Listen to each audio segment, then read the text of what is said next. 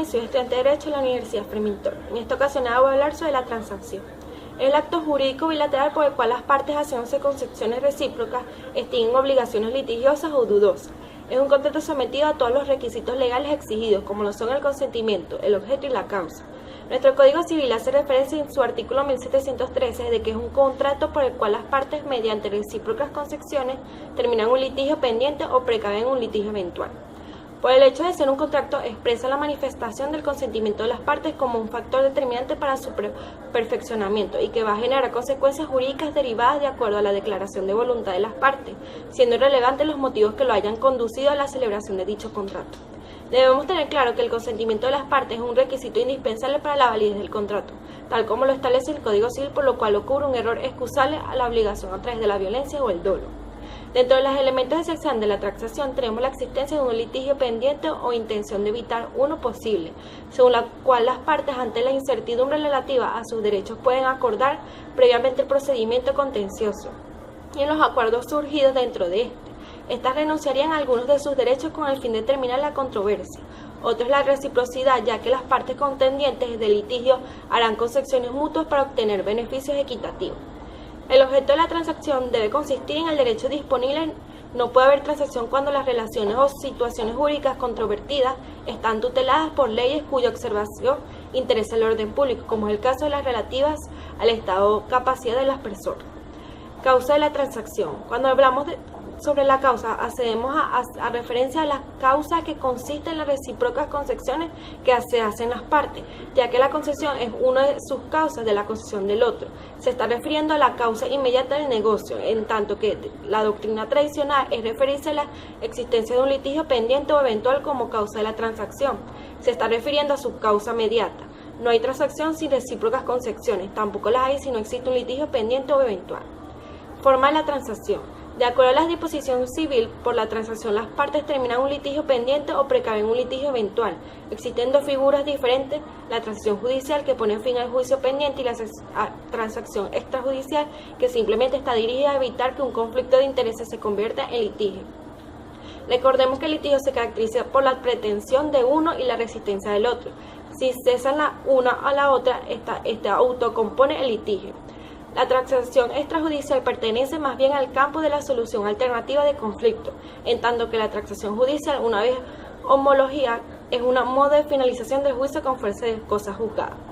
Efectos de la transacción. Según el artículo 256 del Código Procesal Civil, las partes pueden terminar el proceso pendiente mediante la transacción celebrada conforme a las disposiciones del Código Civil celebradas en la transacción en el juicio. El juez la homologará sin versarse sobre materias en las cuales no estén prohibidas las transacciones, sin lo cual no podrá proceder a la ejecución.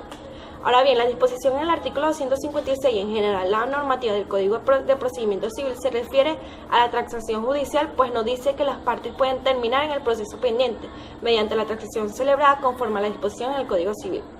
Por lo cual, conforme a la jurisprudencia sobre la transacción judicial, causa cosa juzgada y ejecutable como sentencia. La transacción extrajudicial solo tiene la fuerza obligatoria del contrato.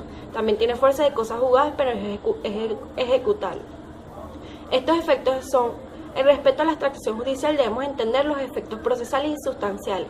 Los efectos procesales de la transacción homóloga por fin al proceso y a la controversia produce el mismo efecto de la cosa juzgada, se ejecuta como sentencia, siguiendo las reglas establecidas en el Código del Procedimiento Civil para la ejecución del artículo 523. En la transacción no hay lugar a costas, salvo por el pacto en el contrario al artículo 277.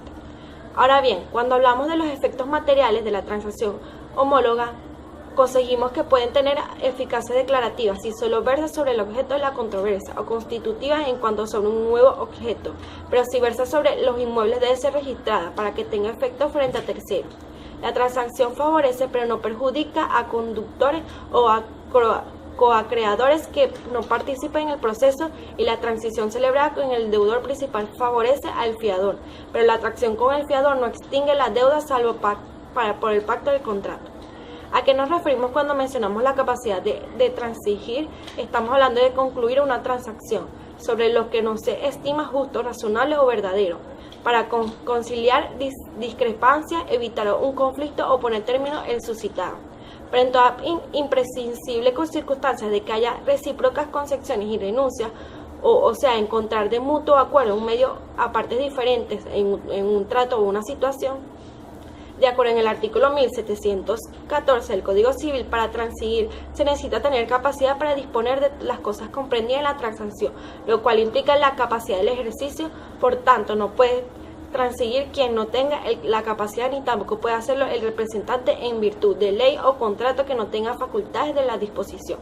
Conforme en el artículo 259 del Código de Procedimiento Civil, la transacción hecha por un tutor o administrador o por quien no pueda disponer libremente del objeto sobre el que se ve en la controversia tendrá efecto solamente cuando se lo apruebe de la manera establecida por las transacciones en el Código Civil. Diferencias entre la transacción y la sentencia. Formalmente la transacción equivale a la sentencia, pues pone fin al juicio con fuerza de cosas juzgadas y posibilidades de ejecución. Sin embargo, la solución que da el juez, heterocomposición procesal, tiende a ser justa. La solución que da las partes, autocomposición procesal, tiende a ser económica, y la homologación es una condición para que la transacción produzca sus efectos, pero lo ejecutable u oponible como cosa juzgada en la transacción misma. En tal sentido, debemos señalar que no está sujeta a la transacción a los motivos de nulidad ni de la sentencia, de acuerdo a los artículos 243 y 244 del Código de Procedimiento Civil. Los motivos de nulidad de la transacción son por diferentes y pueden consistir en las causas generales de la nulidad de los contratos o en el motivo específicamente previsto en el Código Civil para la transacción, en el artículo 1113 y 1123 de ese código, pero deben ser aducidos mediante los recursos interpuestos contra la homologación. Gracias.